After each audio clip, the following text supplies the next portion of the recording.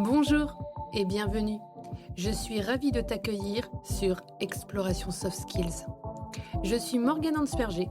Je suis une entrepreneuse créative depuis 2020. Je vais recevoir ici des invités inspirants qui tous les 15 jours vont partager leur histoire. Toi, je t'invite à faire comme mes invités, un petit pas vers de nouvelles habitudes pour un grand pas qui va développer tes soft skills. Très bonne écoute!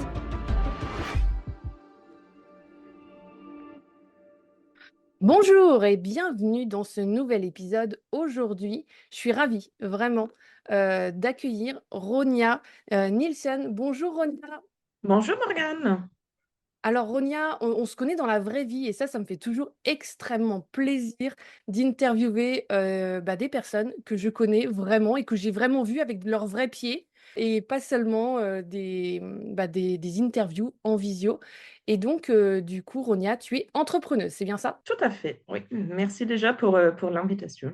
Eh ben, un grand plaisir parce que moi, je trouve que tu as vraiment un entrepreneuriat particulier et je trouve que tu es une femme entrepreneuse très inspirante. Donc, ça m'intéressait vraiment de te recevoir aujourd'hui pour parler de l'entrepreneuriat et des soft skills.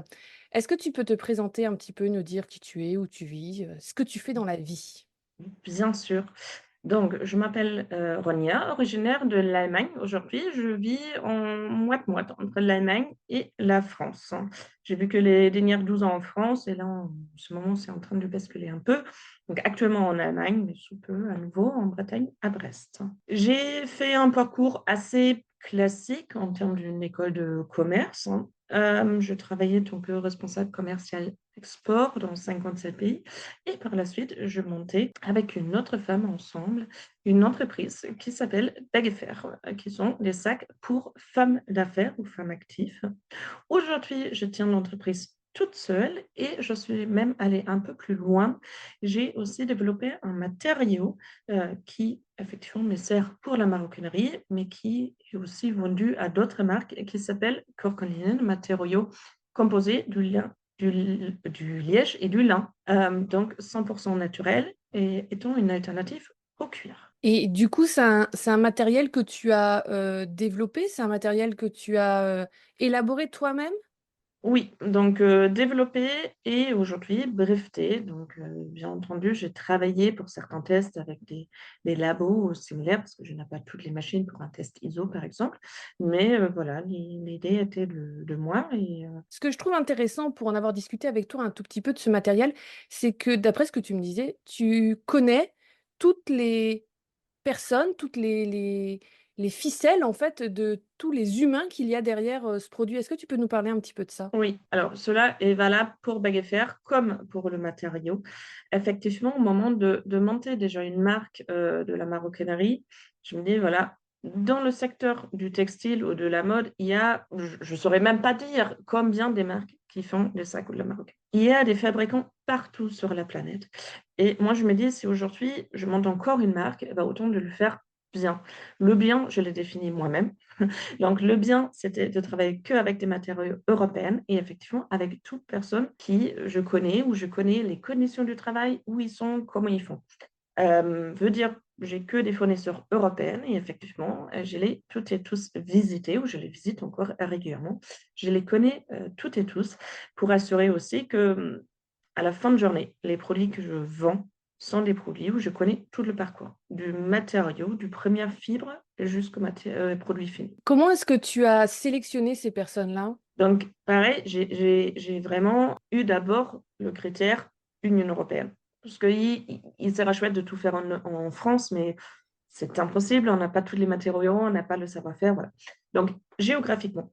Par la suite, j'ai parlé avec des personnes. En fait, je les visité, j'ai parlé avec des personnes, j'ai posé énormément de questions.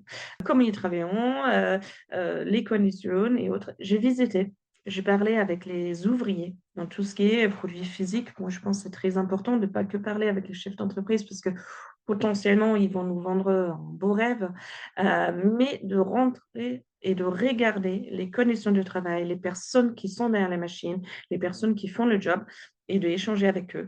Parce que je pense même si on ne parle pas la même langue, moi j'ai des fournisseurs en Italie ou au Portugal, je ne parle ni un ni l'autre, mais je pense même sans les mots propres, en regardant les conditions de travail et juste en prenant un café ensemble, en regardant comment ça se passe, on peut découvrir plein de choses. Ah oui, c'est hyper intéressant parce qu'en fait, moi, je sens dans ton entrepreneuriat que l'humain, il est vraiment au centre. L'humain est en centre avec, faut pas oublier, la planète. Parce que pour moi, un et l'autre vient avec. Parce que c'est très beau d'avoir des bonnes conditions de travail si en même temps on va polluer la planète, l'eau ou d'autres ressources. À la fin de journée, ça va retomber sur les humains. Donc, il y a les deux. Et comment est-ce que, économiquement parlant, ça fonctionne du coup? Parce que j'imagine que ça doit coûter plus cher que de fabriquer en Asie, bien sûr. Alors, certes, ça coûte plus cher que fabriquer en Asie. À la fin de journée, il faut se poser des questions aussi. Voilà, qu'est-ce qu'on veut peut-être sur le long terme et comment on peut y arriver? Il est plus cher, oui et non, parce que prenons par exemple un produit simple comme une mousse de tablette que je fabrique. Elle est vendue en tarif final pour 29 euros. Pour autant, elle est fabriquée en France dans un ESAT par des personnes en situation de handicap. Il y a aussi toujours l'approche de comment je peux faire peut-être le bon lien entre le lieu de fabrication, les matériaux et aussi le design du produit. Donc, j'ai adapté tous mes designs en termes de produits aussi pour les rendre plus simples, pour peut-être avoir des similitudes entre certains produits, pour avoir un travail plus efficace et comme ça gagner quelques centimes qui, à la fin de journée, pourront impacter le prix. Et j'imagine que tu as une gestion de tes déchets et des chutes qui doit aussi être assez pointue. Oui, alors effectivement, alors dans la fabrication, on a peu de chutes parce que je fais aussi une optimisation entre les designs pour qu'on peut utiliser mon matériau qui fait un 42 large et qui est en rouleau vraiment à la perfection. Donc, j'ai des chutes uniquement qui sont plus petites que 2 cm par 2 cm, donc déjà petit. Dans la fabrication de matériaux, on a certaines chutes, notamment du liège, on a un peu de poussière. Voilà. Cette partie-là est brûlée pour alimenter les machines, donc on l'utilise pour gagner en énergie. Et les chutes à la fin de la fabrication, en fait, ils sont simplement recyclés vu que mon matériau est compostable, même sur une compost à la maison. Oui, on a des mini chutes qui font quelques millimètres. On ne peut plus rien faire avec. Donc, à un moment, ceux-là, ils sont recyclés. Donc en fait, c'est un sac, enfin, globalement, c'est la bagagerie, hein, c'est du sac, un sac compostable, quoi. Durable et Oui, compostable. oui. Wow. Alors, il faudrait encore que les personnes vont le mettre sur le compost en enlevant les parties en métal comme une fermeture à glisser ou similaire, qui sont d'ailleurs en métal non vulcanisé, veut dire c'est un métal qu'on peut refondre et recycler proprement pour faire d'autres objets avec. Moi, je rêve pas. Personne ne va mettre son sac sur le compost. Aujourd'hui, néanmoins, la solution que j'apporte, c'est un peu en approchant le worst case, le scénario qui pourrait être le pire, voudrait dire le textile, au pire, va finir sur des décharges à ciel ouvert. Et même sous cette condition-là, il va se décomposer. Certes, c'est plus long que sur un compost. On va parler là de quelques mois au lieu de peut-être 2 mois et demi, mais il ne va pas laisser une trace sur la planète au sens négatif. Je trouve ça vraiment extraordinaire d'avoir réfléchi à tout ce processus-là pour lancer ton projet entrepreneurial.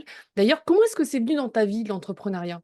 Alors, un peu par la famille, parce que ma famille, mon père a lancé une entreprise il y a 35 ans, donc j'ai toujours vécu avec l'entrepreneuriat. J'ai d'ailleurs commencé assez tôt, quelque chose que je raconte rarement parce que du ressenti, ça fait si longtemps, il n'y a pas si longtemps. J'ai commencé de travailler dans l'entreprise familiale à partir de 16 ans, notamment sur, entre autres, il y a une boutique en Allemagne sur la partie achat du textile. Et j'avais l'opportunité en 2007, donc début du crise financière, cette époque-là, d'acheter par un de mes fournisseurs un container de 20 pieds du textile. En fait, c'était du textile déjà fabriqué et les personnes qui ont commandé n'étaient plus dans la capacité de payer pour. J'ai demandé à mon père à cette époque-là 5 000 euros parce que je n'avais pas cet argent-là, j'étais encore à l'école, hein, je n'avais même pas le bac. Euh, j'ai demandé cet argent-là et avec un peu de négo, euh, il m'a permis d'acheter ces containers-là. Euh, Et donc, je l'ai mis sur le parking de la boutique de mes parents. Et avec deux amis, sur 4 week-ends, on a ouvert le container, on a ouvert les cartons et un peu comme sur le marché, on a dit voilà, là, 20 euros chaque pièce, 30 euros chaque. Et on a vendu ce container-là en 4 week-ends, qui m'a permis par la suite d'ouvrir ma première boutique, même encore pendant la période du bac. Donc, pour moi, c'était quelque chose un peu naturel. J'étais toujours curieuse de tester, de voir comment ça se passe. Et donc, l'entrepreneuriat est venu la première fois là. Et l'histoire de Bag et Fer était simplement un besoin personnel.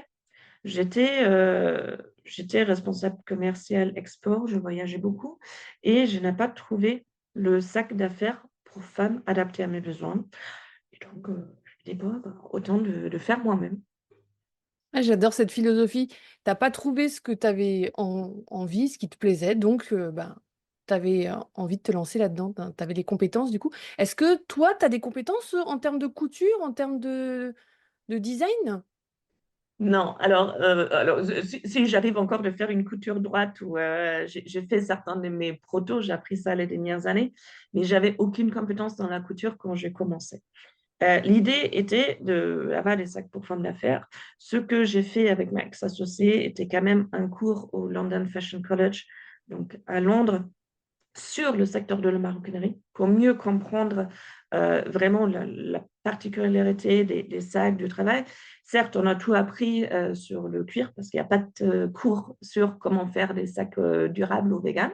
Mais voilà, on a appris certaines choses, pas pour fabriquer nous-mêmes ou faire la couture, mais je pense qu'il est aussi important, si on veut bien fabriquer, de comprendre les enjeux sur la technicité, sur l'assemblage ou similaire. Donc, c'était plutôt cette approche-là.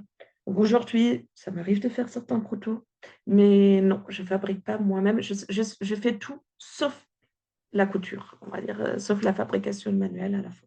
Bah, ça fait déjà pas mal de choses à gérer, hein, je pense.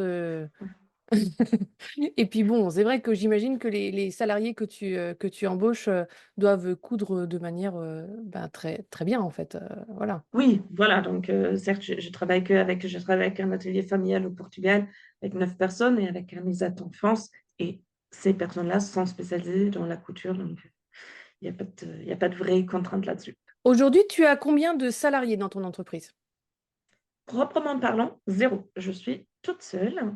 J'avais des alternantes dans le passé. Après, c'est par le biais de mon histoire personnelle que je suis un peu plus en Allemagne aussi pour aider l'entreprise familiale ici en ce moment, tout en travaillant sur Bag et Fer et mes entreprises, mais pas étant physiquement en France chaque jour. Euh, mais bien sûr, j'ai travaillé avec beaucoup de prestataires, des personnes en freelance ou similaires pour plein de choses. Mais du coup, ce n'est pas des salariés proprement parlant. C'est comme sur la fabrication, ce n'est pas mes salariés, c'est un ESAT qui fabrique pour moi presque à plein temps, mais euh, légalement parlant, ce n'est pas mes salariés. Tout à fait. Et du coup, ça fait à peu près combien de personnes qui, ben, qui gagnent leur vie autour d'un sac? Hum, dur à calculer parce qu'on a certains petits pièces, je sais rien, comme une étiquette, hein. Là-dessus, c'est compliqué à calculer combien de personnes. Voilà. Mais je pense en moyenne, sur un sac, on va être sur 12-13 personnes qui ont travaillé là-dessus. Ah oui, d'accord. Génial. On va parler soft skills. Oui. À ton sens, quels sont les 3 à 5 soft skills majeurs que tu as développés pour en arriver à être l'entrepreneuse que tu es Hum. aujourd'hui? Alors, si c'est le bon terme, tu vas peut-être me corriger, mais pour moi, presque la partie la plus importante, c'est l'écoute. L'écoute des personnes, l'écoute des histoires, l'écoute des besoins. Euh, Veut dire, c'est pas que écouter et répondre à oui ou non, mais de absorber les informations, d'y réfléchir plus tard et de faire quelque chose avec. Donc pour moi, c'est l'écoute, c'est primordial. Par la suite, il y a une partie d'empathie, sans, euh, sans tomber à 100% dedans. Je m'explique. Veut dire, on ne peut pas ignorer les personnes autour de nous et les besoins. Donc, l'empathie est importante. Ça ne veut pas dire qu'il faut être en accord avec chaque élément qui se passe. Donc, Empathie, oui, mais dans le business, il faut aussi de temps en temps juger est-ce que c'est justifié ou pas? D'où vient cet élément-là ou pas? Donc, pour moi, empathie, oui, mais avec quand même une réflexion derrière. C'est pas que tout ce qui est dit, tout ce qui est demandé est toujours vrai ou l'absolu des choses. Et le troisième, je ne sais pas si c'est proprement parlant en soft skills, là tu vas intervenir, mais pour moi, c'est la curiosité. Si on va rester sur l'acquis, si on va rester sur les choses qu'on connaît, ben, en fait, on ne va pas plus loin, on va pas, voilà. Donc pour moi, c'est de chercher plus loin, de creuser plus loin. Et pour moi, je traduis ça avec la curiosité. Moi, je suis quelqu'un ça va de temps en temps un peu trop loin, vu que là, je travaille avec le lin et le liège. Moi, j'étais déjà au Portugal pour la récolte. J'ai déjà vu le florissant du lin en Normandie. Voilà, je cherche toujours très, très loin. Et une fois que je commence sur un sujet, voilà, je suis très curieuse. Mais pour moi, ces trois-là sont vraiment primordiales. Je trouve ça effectivement hein, très intéressant. La curiosité est une soft skill. Et d'ailleurs, comment est-ce que tu nourris ta curiosité? Alors, une, ça revient de parler avec plein de monde. Alors, certes, je suis pas, ou quand on me rend compte, je suis pas forcément très timide, mais c'est quelque chose que j'ai travaillé. C'est pas forcément, c'était pas mon naturel de toujours parler avec tout le monde, voilà. C'est arrivé avec le temps et en réalisant que si j'échange avec des personnes, c'est très enrichissant pour eux et pour moi, dans la même façon. Et donc, la curiosité, ça vient aussi en se posant des questions à soi-même ou aux autres. Moi, je suis la première qui va poser une question si je ne comprends pas quelque chose. Et je suis aussi la première, si moi, je n'ai pas la réponse et quelqu'un me pose la question, je veux dire, je ne sais pas. Je pense que le pire qu'on peut faire pour limiter sa curiosité, c'est d'inventer des choses, d'essayer de l'expliquer soi-même sans avoir la bonne réponse. Donc, je pense qu'il faut creuser plus loin, mais pas en restant toute seule dans son coin. Ah, je trouve ça super intéressant, c'est-à-dire que tu questionnes, que ce soit Ouais, ton fonctionnement à toi ou celui des autres. tout le temps, mais dans le bon sens. Pas en disant t'as tort ou c'est pas correct, mais en disant pourquoi. Mm. Pourquoi ça? Pourquoi? Ou aussi le pourquoi pas. Pourquoi je n'ai pas fait? Ou pourquoi j'ai peur de? Pourquoi pas je ne vais pas me lancer là-dedans? Ou pourquoi pas on ne pourrait pas faire ça? Donc, le pourquoi ou le pourquoi pas intervient dans mon quotidien beaucoup. Ouais. Super. Et est-ce que peut-être les gens qui vont nous suivre aujourd'hui pourraient sentir un petit peu plus cette idée-là? Comment est-ce que toi, tu génères le pourquoi dans ta vie? Ma, Par, certes, beaucoup de rencontres, beaucoup de lectures, en cherchant toujours un peu plus, mais surtout, et je pense que ça c'est la fil rouge de ma vie, en faisant uniquement les choses que j'ai envie de faire. Dans toutes mes activités, il n'y a rien que je fais où quelqu'un m'a forcé.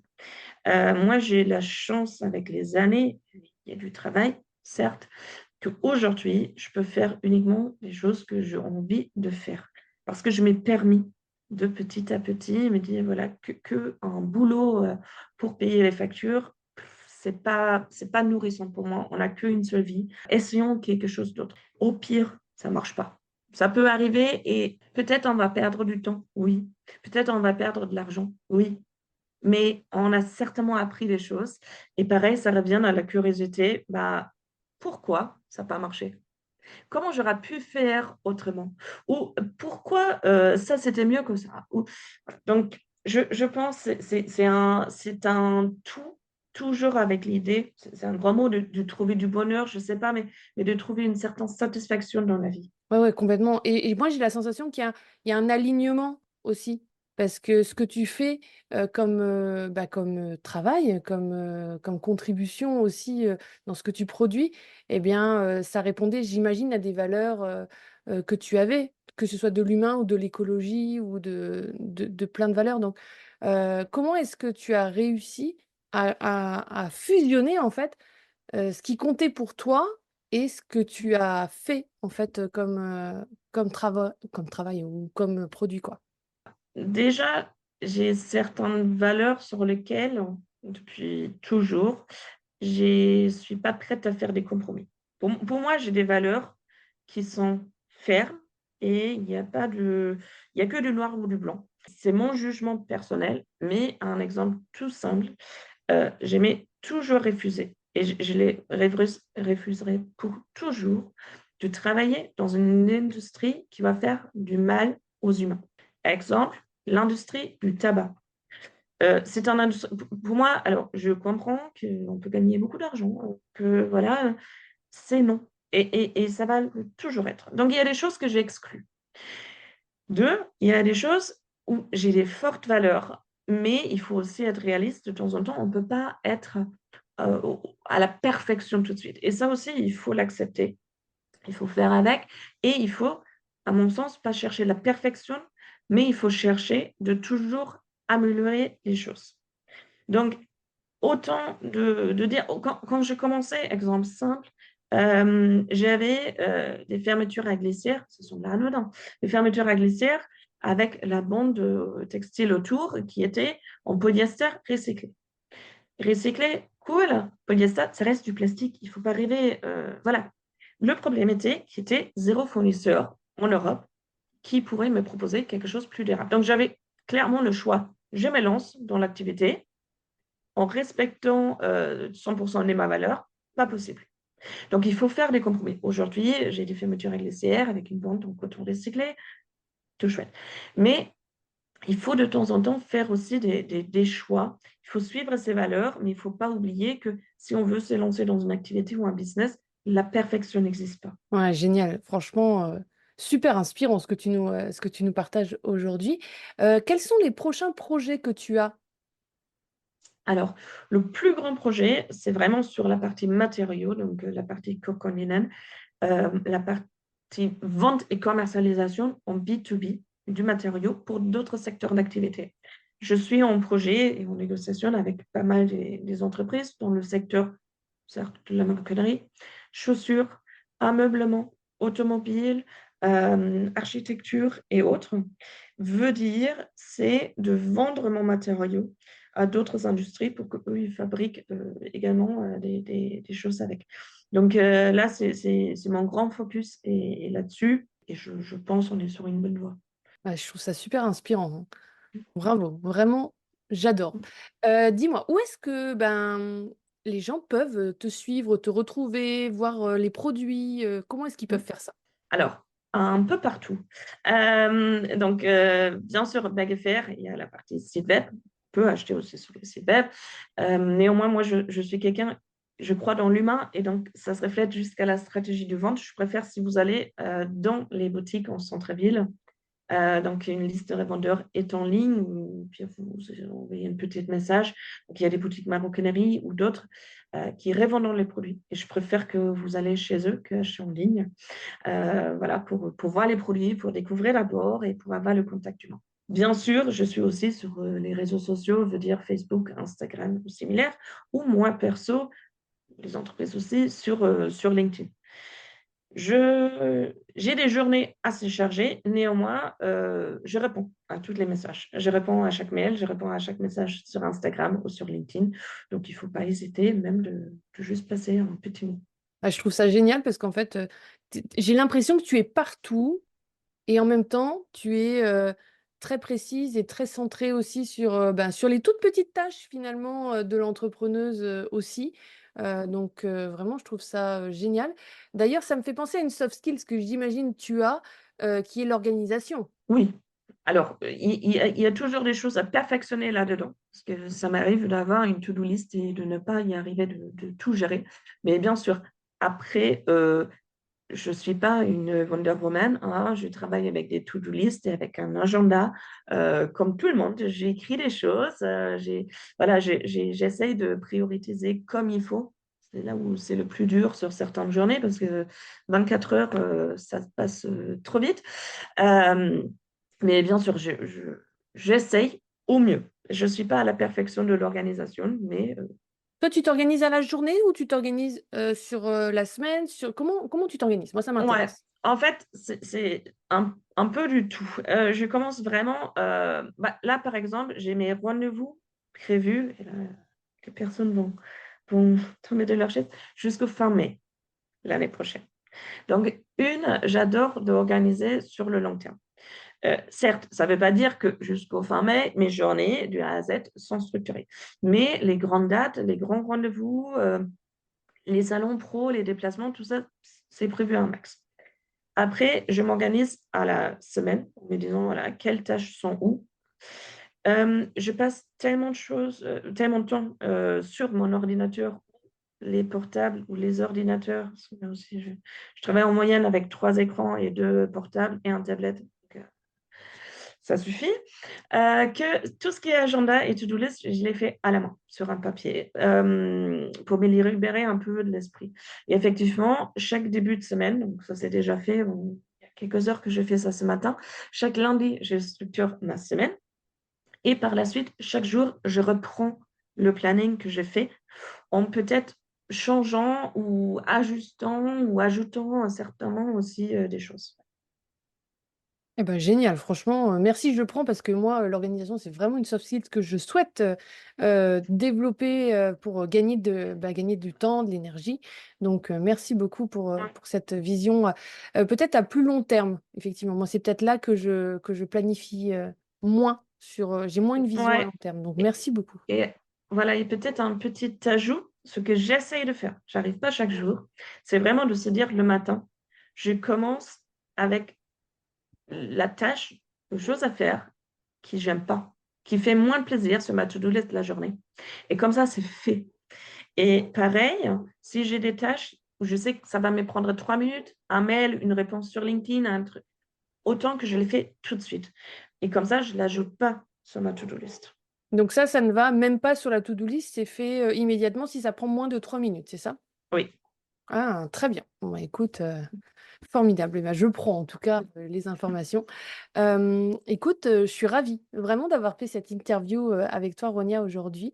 Est-ce qu'il y a quelque chose qu'on n'aurait pas dit, que tu aurais envie de partager, une phrase de fin, une conclusion, quelque Oui, chose peut-être un petit mot du fin ou ce que j'aime bien dire à ceux qui hésitent sur la question de l'entrepreneuriat, c'est lancer un projet ou similaire, c'est effectivement de revenir à la question de pourquoi pas. Qu'est-ce qui te manque pour te lancer? Est-ce qu'il y a un doute sur toi-même, sur ton idée? Est-ce qu'il te manque une compétence? Et si oui, bah, comment on va résoudre ce problème-là? Comment on va trouver quelqu'un qui a la compétence? Comment tu vas mieux organiser? Parce qu'il y a trop d'excuses souvent. Moi, j'entends souvent, ouais, mais j'ai pas de l'argent pour. Alors certes, il y a des choses qui coûtent l'argent. Sauf que il y a toujours un moyen de trouver. Il y a ceux qui disent, mais j'ai pas le temps. Bon, bah, alors, faisons le point. Moi, je suis la première qui passe en moyenne 1 heure et demie la journée sur les réseaux sociaux. Certes, parce qu'il y a une partie de boulot derrière, parce que je gère certains réseaux sociaux, mais peut-être on peut gagner chaque jour un quart d'heure. Et si on va consacrer un quart d'heure à ton projet, allez, on y va, fonce et ose. Génial. Fonce et ose. Moi, je garde ça. Je dis bravo. Merci beaucoup, Ronia. Je suis vraiment ravie de cette interview. J'ai hâte de lire les commentaires de nos spectateurs, de nos auditeurs sur cet enregistrement. Merci à toi. Très belle journée. Merci. Merci pour l'invitation. Et voilà, et moi, je serai la première qui répond aux commentaires et questions une fois qu'on l'a reçu. Ah oui, avec plaisir. Merci beaucoup. Très belle journée. Merci. À Au bientôt. revoir. Je te remercie d'avoir écouté cet épisode. On se retrouve dans 15 jours. Si cet épisode t'a plu, je serai ravie de lire ton commentaire et de voir ton like. Toi aussi, tu peux faire rayonner les soft skills en partageant cet épisode. Et pour continuer à les explorer, tu peux t'abonner à cette chaîne ou me retrouver sur tous mes réseaux sociaux sous le nom Morgane Ansperger ou Morgane Facilitation. Je te souhaite une très belle journée. À très vite!